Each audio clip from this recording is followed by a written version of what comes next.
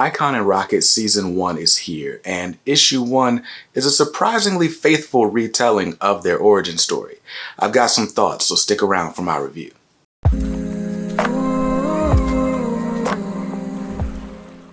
What's up guys, BJ Kicks here. I buy comics, I read them, and I review them, all for your viewing pleasure. So if you're new here, welcome.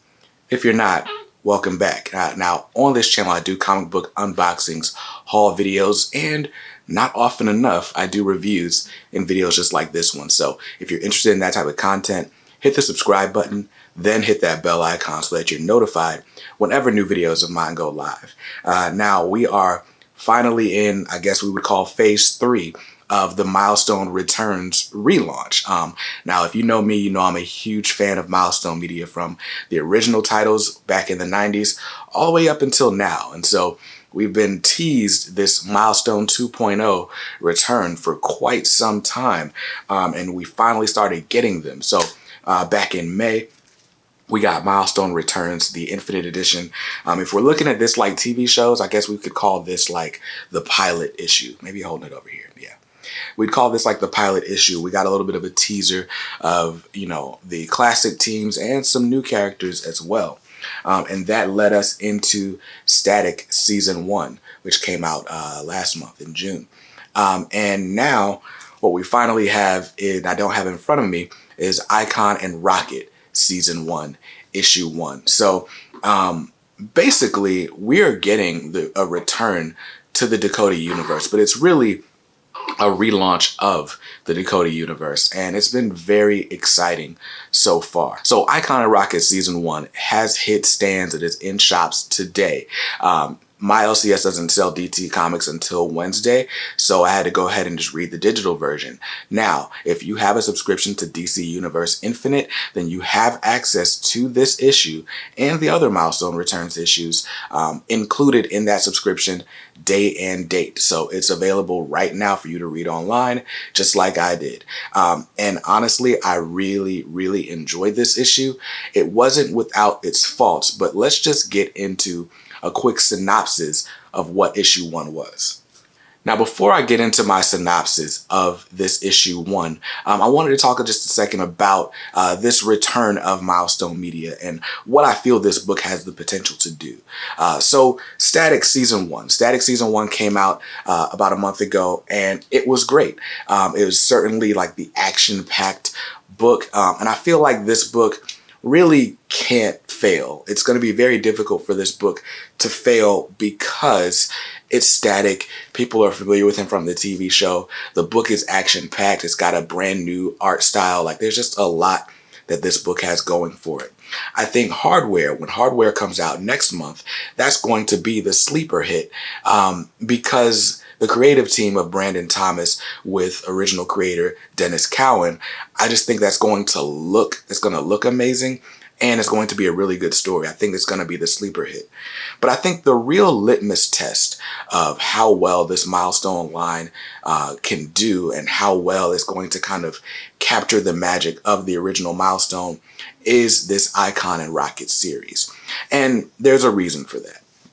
So the original Milestone Media titles were really famous for capturing and displaying prominently diversity. Not just diversity of ethnic backgrounds and sexual orientations, but diversity of thought as best exposed through the Icon title.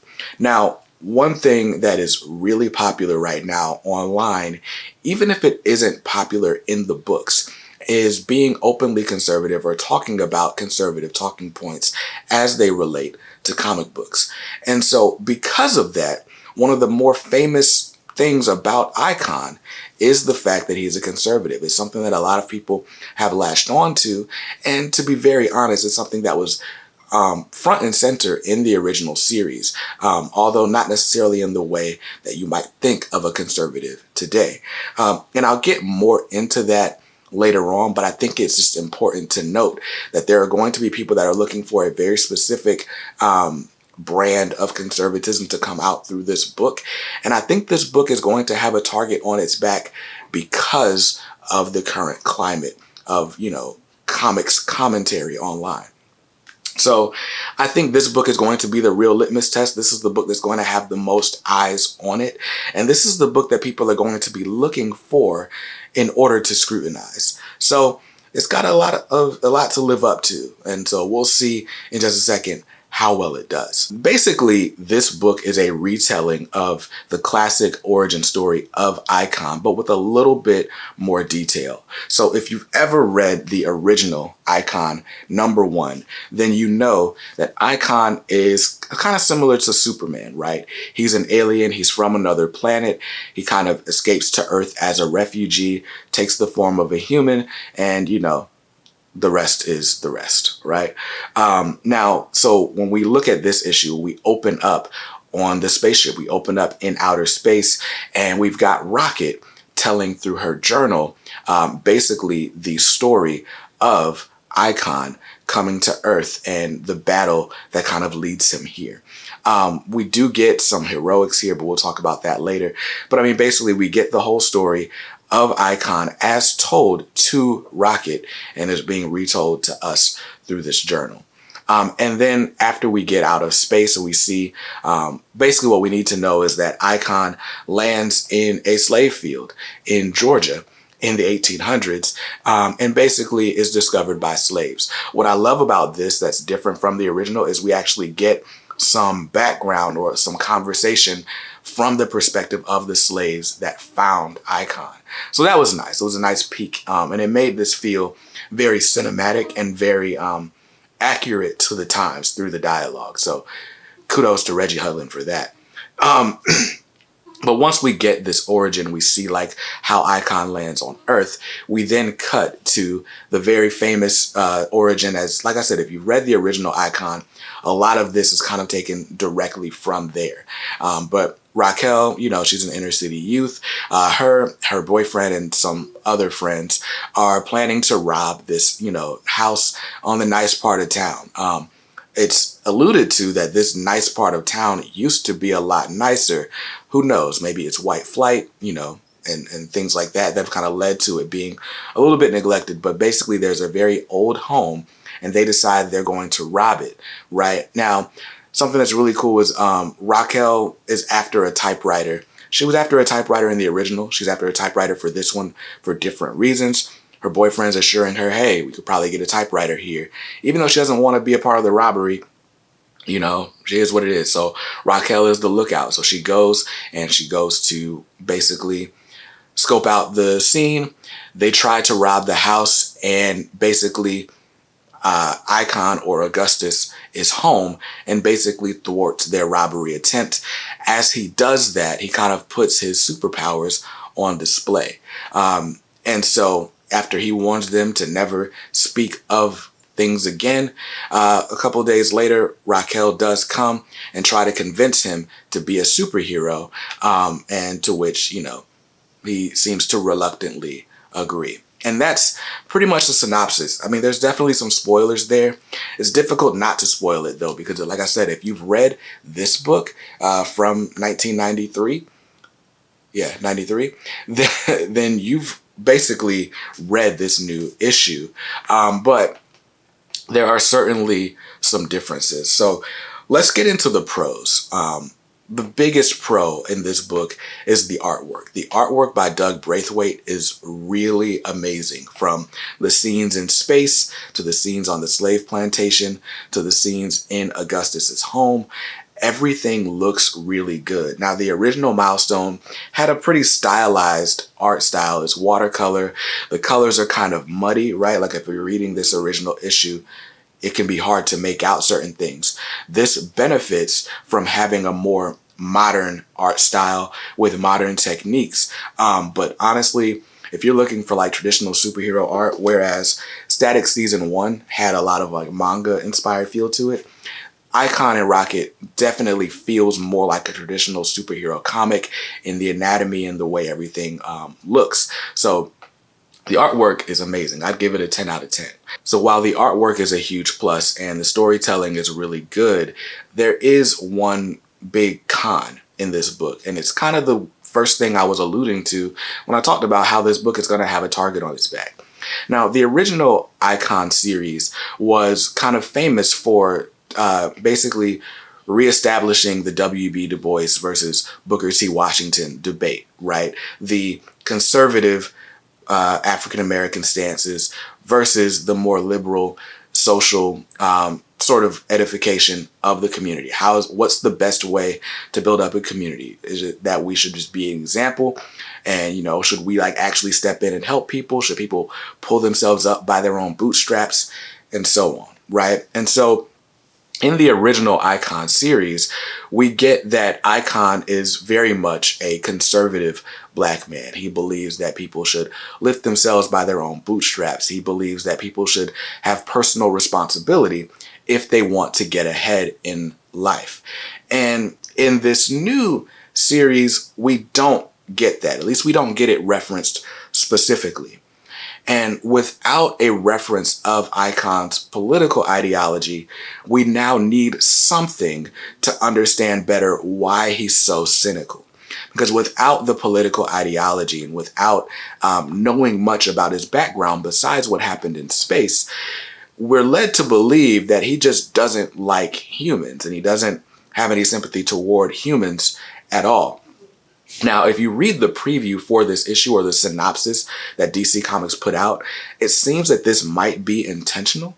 It might be that they wanted him to appear that he doesn't like humans. And maybe instead of this being the classic conservative versus liberal type argument, it's what if an alien being came and just didn't like the human race because they felt it wasn't more advanced, and humans had to kind of prove their humanity in a way that's really kind of flipping the whole Superman mythos on its head, right? Superman comes to Earth, sees humanity for what it can be, and decides to be a symbol of hope, right? Maybe Icon comes to Earth and sees that it's not as great as it could have been, and is very cynical, is very dismissive towards it because of that. That could be what's going on, but because it's not directly stated, we don't know. One thing that we got in the original Icon series, in issue 1, we got very quickly that Icon, or Augustus, is a lawyer. We got that Icon was somehow changed by the entrance of Racquel into his life. And he's kind of telling that story to one of his colleagues, right? And so because we don't have any sort of indication as to where Icon stands on things now, it's difficult to understand where he stands in the past or in the, the present, right? So that's the one thing that I think is missing. And I think that's unfortunately, the biggest thing that's going to detract from this book, because there are people that are looking to see, hey, is Icon a Republican? If he's not, you're not faithful to the source material. Now, to be fair, I never said Icon was a Republican, but you can kind of assume so. Right. But anyway, that's the biggest con. I think, like I said, because we don't have any information about Icon's background, we don't have any information about what he believes, we're led to believe that he just doesn't like humanity. And I think we need a reason why. Now, like I said, it seems like this might be deliberate on the part of DC, and this might be something that is a central theme, because there's one exception to us not understanding Icon's position. Back on the ship, there is a described moment of heroism, right?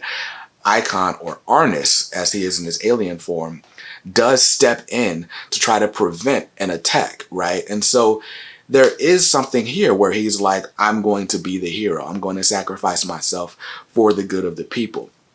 So we know he has that in him.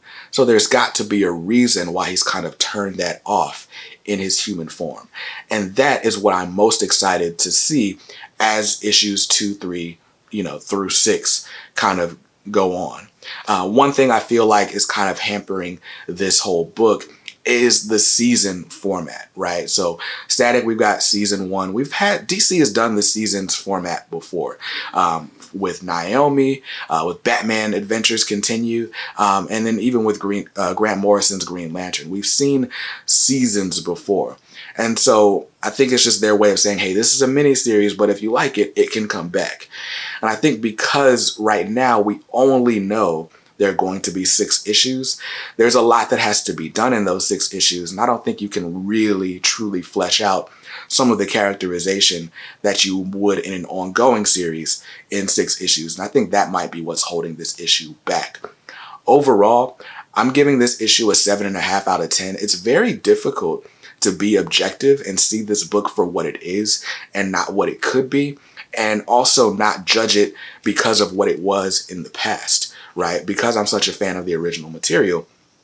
But if I'm just looking at this issue on its face, the artwork was amazing. The action is good. The dialogue is good. There's like 1 or 2 lines where I'm like, okay, that's a 90s like hood movie dialogue. But it's Reggie Hudlin. Like, he's kind of known for 90s urban movies. So, hey. But the I'd give this book, it's a great on the art. The dialogue is good. The only thing that I'm really like, is the characterization of Icon. Not compared to what he was, but just because we don't get much characterization, we have to do a lot of guessing. And I think that kind of holds the issue back a little bit. So overall, I'm going to give this one a 7.5 out of 10. I'm very hopeful. I'm very much hooked to see what issue 2 is going to be. But I just think issue 1 could have been a little bit better. I think the artwork definitely makes up for the lack of characterization, but I think that characterization is what would have placed this over the top. Help me understand Icon's point of view. Help me understand why he feels the way he feels, why he takes the actions that he does, and help me see him as more than just like an angry old man. So that's my thoughts on Icon and Rocket Season 1, Issue 1. Have you read this issue? Like I said, if not, you can definitely go to DC Universe Infinite and read it for yourself right now. What did you think of it? I want you to let me know in the comments below. While you're there, you should definitely check out our channel sponsors. I get really good deals on books, on really geeky items like posters and all kinds of stuff like that, even mystery boxes if you're down. But I hope to see you in another video very soon. Until then, hope you saw something you liked here, and if not, that's cool. You can always buy what you like, so make sure you read what you buy and be nice to others, because kindness makes the world go round. Peace.